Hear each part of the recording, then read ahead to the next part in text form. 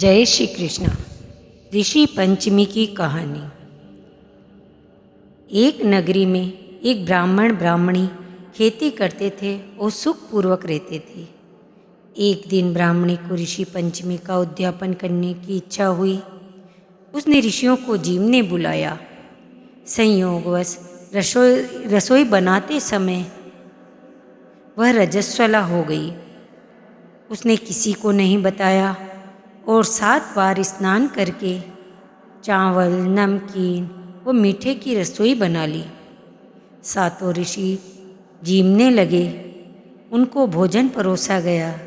ऋषियों के सत्व के प्रभाव से वो अशुद्ध भोजन इल्लियों में बदल गया। ऋषियों को क्रोध आया और उन्होंने ब्राह्मण और ब्राह्मणी को श्राप दिया।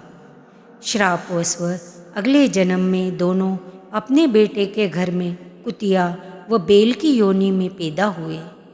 ब्राह्मण का बेटा बहुत ही धार्मिक था। जैसे ही पिता का श्राद्ध आया, बेटे ने ब्राह्मण को नौत दिया। बहू ने भोजन में खीर बनाई। खीर का भगोना खुला पड़ा था, उसमें सांप गिर गया।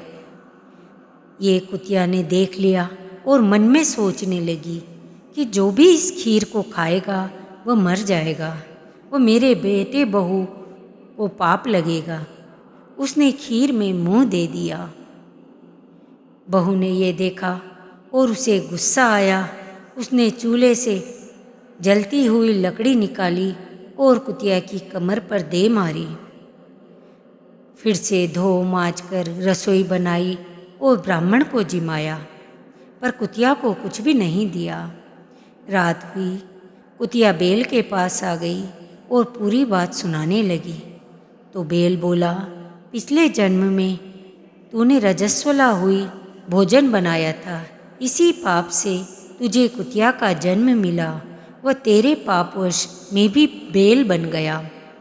आज मुझे भी मेरे बेटे ने दिन भर खेत में जोताया और कुछ खिलाया भी नहीं। आज का श्राद्ध उनका बेकार गया।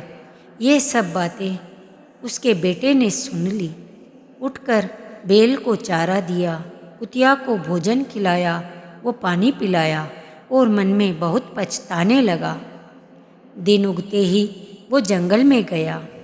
उससे ऋषि मिले तो उनके पैर पड़ सब बात बताई। पूछा, मेरे माँ बाप की मुक्ति का उपाय बताइए। ऋषि बोले, तू ऋषि पंचमी का व्रत कर। बेटे ने पूछा कि इसकी विधि क्या है।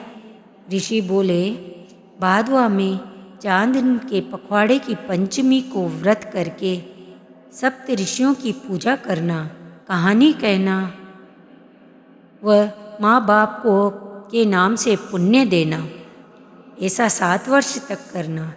बेटे बहू ने यह व्रत किया। माँ बाप को इसका पुण्य दिया। 7 व्रत पूरे होते ही आकाश से विमान आया। बेल सुंदर पुरुष व कुतिया भी सुंदर स्त्री के रूप में आ गई। दोनों विमान में बैठकर स्वर्ग गए। हे ऋषि भगवान, जैसे ब्राह्मणी के दोष दूर किए वैसे सबके करना, उनको मोक्ष दिया वैसे सबको देना। धन्यवाद। कृपया मेरा चैनल सब्सक्राइब करें।